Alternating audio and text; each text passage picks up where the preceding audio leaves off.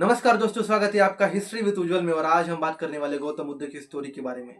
वो स्टोरी जिसमें गौतम बुद्ध को आसित मुनि मिलने के लिए आए थे, तो वो रो क्यों पड़े थे। तो जल्दी से वीडियो को स्टार्ट कर देते हैं। इस वीडियो को मैं 3 भागों में बांटना चाहता हूँ। सबसे पहले गौतम बुद्ध के जन्म के पहले का काल, उसके बाद जब गौतम बुद्ध जन्मे वो काल, उसके बाद जब आसित मुनि गौतम बुद्ध को मिलने के लिए आए थे तो वो रो क्यों पड़े थे। 6वीं शताब्दी में उत्तर भारत में सार्वभौम ऐसे राज्य नहीं थे। सभी देश अलग अलग विभागों में बटे हुए थे। ज्यादातर देशों में राजाओं की सत्ता नहीं थी। कुल मिलाकर सिर्फ 16 ऐसे देश थे जिन देशों में राजाओं की सत्ता थी। उस समय जिस देश में राजा की सत्ता थी उसको जनपद कहा जाता था, और जिस देश में राजा की सत्ता नहीं थी उसको गणराज्य कहा जाता था। शाक्य कुल की राजधानी का नाम था कपिलवस्तु। यह नाम उस समय के बुद्धवादी तत्ववेत्ता कपिल मुनि इनके नाम से रखा गया था। कपिलवस्तु में जयसेन नामक एक शाक्य रहता था। उसका बेटा था सिहनु, उसकी पत्नी का नाम था कच्चना। उनको शुद्ध धन, धोतधन, शुल्कधन, शाक्यधन, अभितोधन ये 5 पुत्र थे। उनको 2 बेटियां भी थी। उनका नाम था प्रमिता और अमिता। शुद्धधन का विवाह महामाया के साथ हो जाता है। शुद्धधन एक वीर योद्धा थे। जब शुद्धधन ने बहादुरी दिखाई तब शुद्धधन को दूसरी शादी करने की अनुमति मिल गई। तब उन्होंने महाप्रजापति गौतमी के साथ अपनी दूसरी शादी कर ली। अब महाप्रजापति गौतमी और कोई दूसरी लड़की नहीं थी, वो थी महामाया की बड़ी बहन। शुद्धधन के घर सिद्धार्थ गौतम का जन्म हो जाता है। अब इनके जन्म की कहानी भी कुछ अलग है। एक बार महामाया सोई हुई होती है। उनके सामने एक सुमित नाम का बोधिसत्व प्रकट हो जाता है। वो महामाया से कहते हैं कि मुझे पृथ्वी पर अपना अंतिम जन्म लेना है, क्या तुम मेरी माता बनोगी। तब महामाया खुशी से हाँ कर देती है, और ये कहते ही उनका सपना टूट जाता है। अगले दिन महामाया यह बात शुद्धधन से कहती है। शुद्धधन को समझ नहीं आता कि इस सपने में क्या छुपा हुआ है।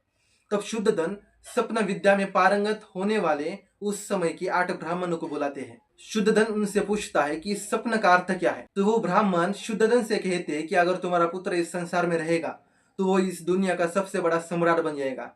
अगर वो संसार त्याग कर सन्यासी बन जाता है तो वो संसार का अज्ञान अंधेरा दूर करने वाला भगवान बुद्ध बन जाएगा। गौतम बुद्ध का जन्म 563 ईसा पूर्व वैशाली पूर्णिमा को हुआ। अब बात करते हैं हमारे आज के इस वीडियो के मेन टॉपिक के बारे में। जब आसित मुनि गौतम बुद्ध को मिलने के लिए आए थे तब वो रो क्यों पड़े थे। जब सिद्धार्थ गौतम का जन्म हुआ तब आसित नाम के महान तपस्वी हिमालय पर्वत पर रहते थे। आसित ऋषि ने देखा कि अंतरिक्ष में देव बुद्ध इस शब्द की ध्वनि कर रहे हैं। उन्होंने सोचा कि जिस जगह पर बुद्ध जन्मे हैं उस जगह पर मैं क्यों न जाऊं उनको मिलने के लिए। उन्होंने अपने दिव्य दृष्टि से देखा कि बुद्ध का जन्म कहाँ हुआ है। तब उनको पता चला कि शुद्धधन के घर एक दिव्य बालक ने जन्म लिया है। तब ऋषि अपने साथ उनके भाई के बेटे यानी नरदत्त को लेकर शुद्धधन के घर निकल पड़ते हैं। शुद्धधन के महल के सामने एक बहुत बड़ी भीड़ लगी हुई होती है। वो दोनों जाकर द्वारपाल से कहते हैं कि हमें शुद्धधन से मिलना है।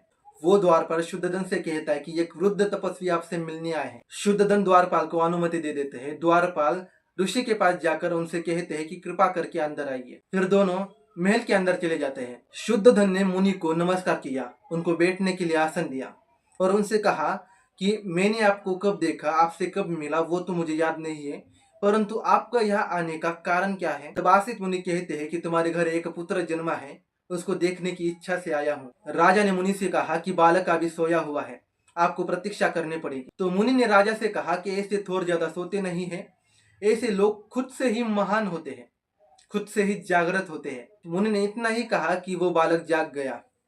शुद्धधन ने उस बालक को अपने दोनों हाथों में उठाकर मुनि के पास ले गए। मुनि उस बालक को गौर से देखते हैं और उनको उस बालक में महापुरुष के 32 गुण और 10 शुभ चिन्ह नजर आते हैं।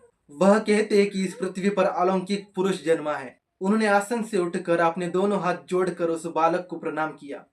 गौतम बुद्ध को उन्होंने अपने हाथों में लेकर ध्यान मग्न हो गए। ऋषि को यह भविष्यवाणी पता थी कि यह बालक बड़ा होकर चक्रवर्ती सम्राट बनेगा या बुद्ध बनेगा। उस बालक को हाथ में रखकर यह सोचते सोचते उनकी आंखों से आंसू निकलने लगे।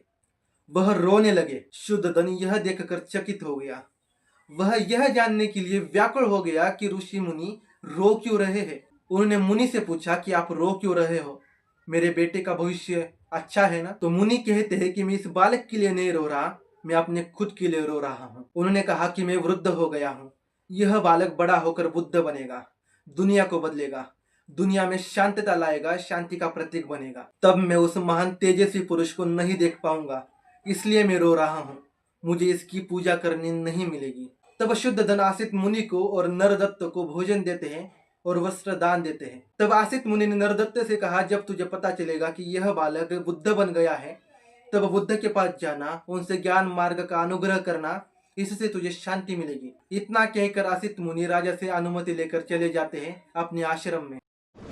अगर आपको इस टाइप की और वीडियोस देखनी है तो जल्दी से चैनल को सब्सक्राइब कर दीजिए, इस वीडियो को लाइक कर दीजिए। हम मिलेंगे आपको अगले वीडियो में, तब तक के लिए बाय।